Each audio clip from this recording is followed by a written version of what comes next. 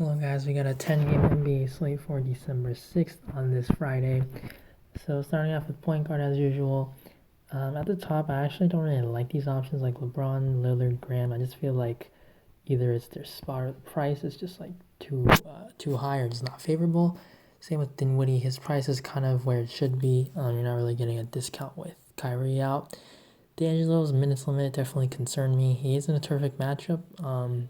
He's just gonna get all the usage in the world, but he still seems to be limited for some reason, even though his injury is actually his right hand and he's a left-handed player. But we'll see. More of a tournament play for sure, though. He's going to be low on Kemba, not really the best spot there.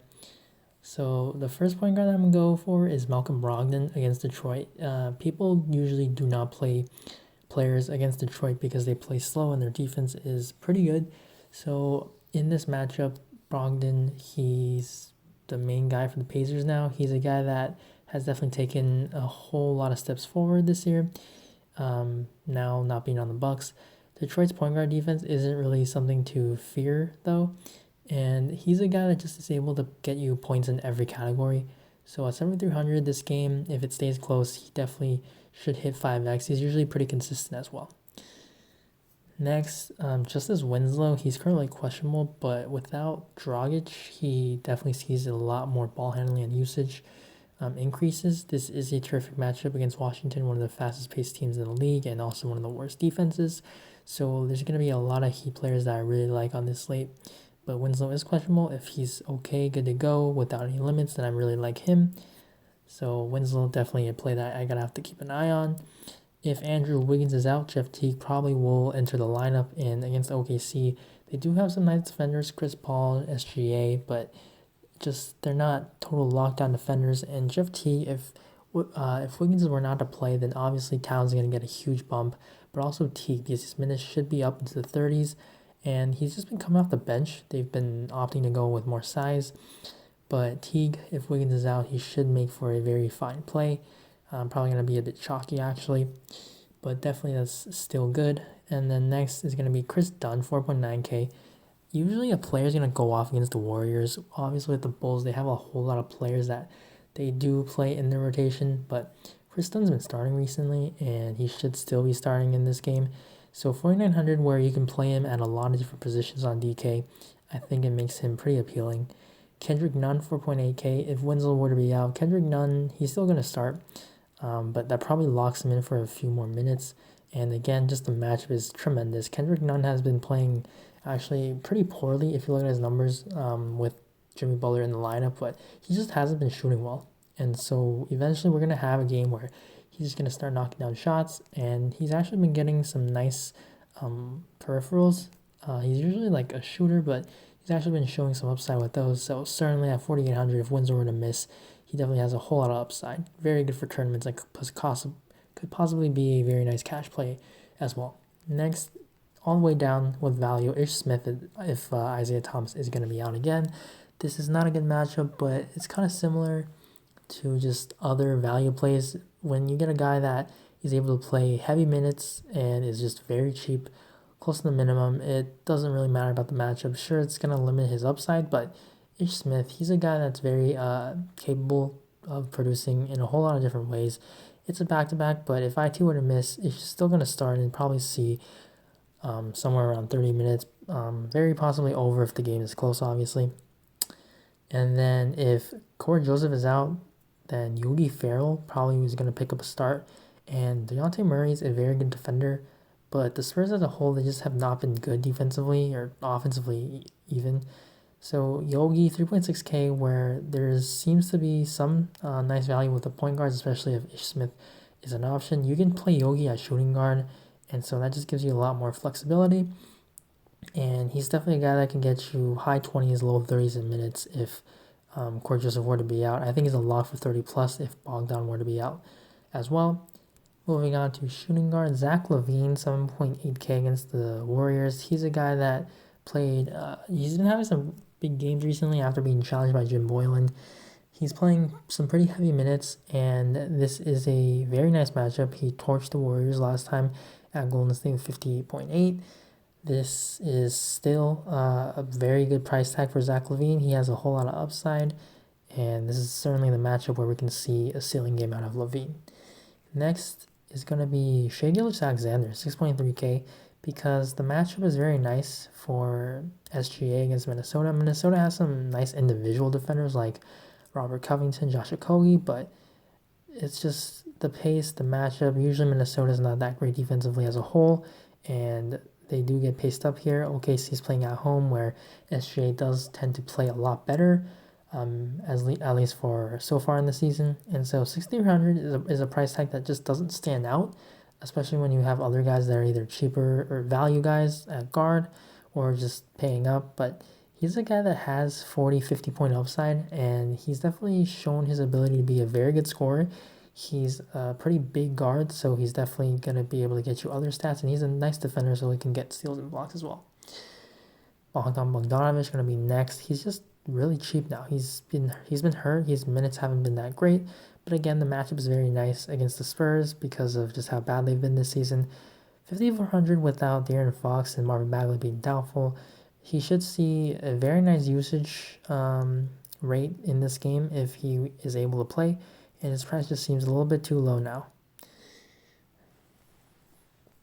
And then the last option at shooting guard is going to be Tyler Hero, 4.1K against the Wizards.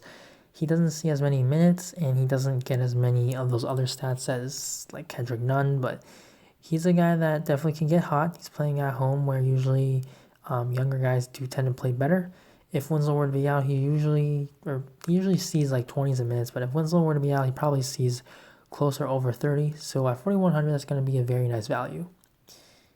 And then on to small forward, another Heat guy, Jimmy Butler, 8.1K. If Winslow were to be out, this is just going to be a very hard play to fade. I think even if Winslow were to play, you still need to play Jimmy Butler in at least some lineups because the matchup is tremendous. He's been playing out of his mind, and this is one of the best matchups you can ever ask for any player. And Butler's going to be in a role where he has to do a whole lot more for this Heat offense, and the matchup is certainly there. So I really like Jimmy Butler, 8.1K, going to be one of my favorite plays of the slate. Paul George, 7.8K, probably going to be pretty popular just because of his price. This is a very nice matchup for shooters. Paul George has been taking a whole lot of threes, so certainly this is a very good matchup for him in that case. But just in general, these two teams are very strong. It should be a very close game. The pace is there, and Paul George just seems a little bit too cheap. He's a guy that we should pencil him in for like a floor of 35 maybe, and we know he has a ceiling of like 60 even with all the guys healthy. So I really like Paul George. I just think he's underpriced, and certainly he has all-star abilities, and this is a tough matchup because of all the individual defenders like Giannis. Chris Middleton could be guarding him, but just a lot of the other things definitely kind of just overcome that stuff. Next is DeMar DeRozan, 7.4K if LaMarcus Aldridge were to be out. This is a very slow-paced game, probably going to be a low total, but if Aldridge were to miss, DeRozan just picks up a whole lot more usage, so that's why I would consider him. Chris Middleton, 6.3K. We have seen the Clippers try to take away the other team's best weapon, like they just run double teams at James Harden. Obviously, Giannis isn't the same type of player. He's not as great of a shooter, but we can definitely see the Clippers try to just take the ball away from Giannis. And if that's the case, then Chris Middleton becomes a very good play, and he's probably going to have to do a whole lot more. His minutes are still a question. He got 25 last game, and it was a blowout, so he probably could have played like 30s. And I think another game under his belt, he probably could play closer over 30 minutes now against the Clippers, which should be a very close game. And his price is still really cheap, 6,300, very affordable. He does a whole lot on the court, and we know how the Bucks like to run the rotations. They give Giannis a rest, and they allow like Bledsoe, Middleton to carry that offense. So I like Middleton. If he's not on minutes restriction, then I'm gonna really like Middleton as a play today. And then for value, Troy Brown with Jordan McRae out, 3.8K. It is a tough matchup back-to-back as well, but if his minutes are going to be there, he didn't see a whole lot. He actually only played 18, but he's a guy that is going to benefit actually from becoming a backup because his usage is going to be there. He's going to be playing with the bench a whole lot more.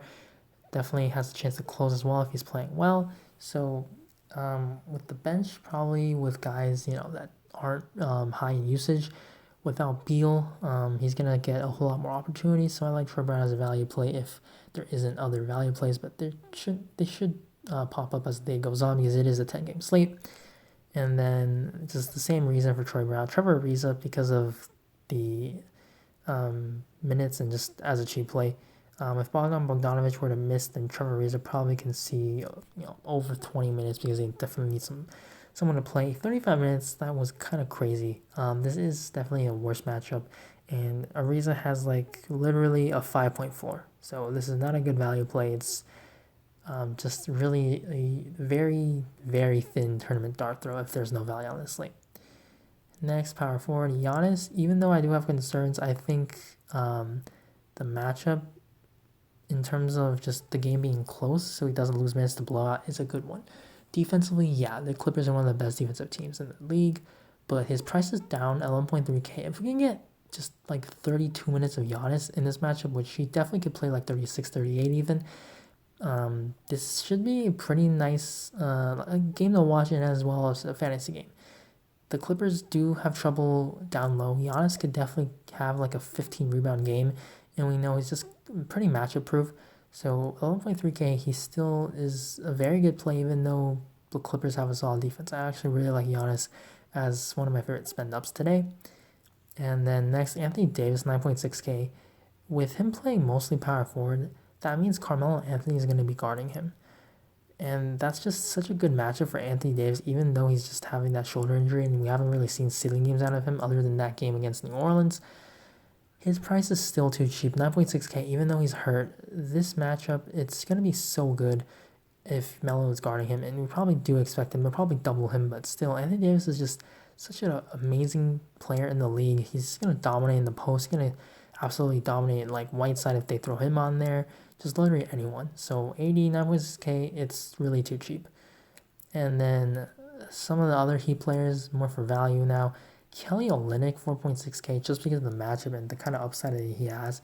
He actually, it sounds crazy, but he has like 9x potential here against the Wizards because how bad the Wizards are, just every aspect of like defensively. Olynyk is a guy that can get you a double-double. He can get hot from three, and it's just his minutes. If he's able to see good minutes, if this is a close game, 4,600, it's going to be a tournament play, but he definitely has a whole lot of upside, and we've seen games where he can definitely pick up a whole lot of minutes in the 30s. So Olynyk has a tournament play for now, and then very cheap, Myers Leonard, 3,100. If he were to play well and he were to get minutes, this is definitely a good matchup, but like I've mentioned with all the other Heat players, this is definitely a great spot, and he's only 3,100, so really he can't really hurt you too much as long as there's no other value play that just absolutely goes off, and he allows you to play a whole lot of studs. On to center. Center is going to be a pretty thin position for me currently. Calling Towns at 10.4K is fine. I think that if Wiggins were to miss, then Towns definitely becomes a very strong play. I do not really worry about Steven Adams or Nerlens Noel. They're pretty good defenders, but they're really nothing to be scared of, and Karl-Anthony Towns is just on another level. 10.4K remains very nice, and the usage is going to be crazy for him if Wiggins were to miss. Anthony Davis, 9.6K, already talked about him. I really like him. Probably going to be using him at center more because I definitely do like a whole lot more forward options. Jokic, 8K is pretty cheap for the kind of triple-double upside that he has. Boston did not defend him well the last time just because they're undersized. They're not very good defensively. This year in Jokic, he's just a really talented player, so he's really too cheap at that price tag.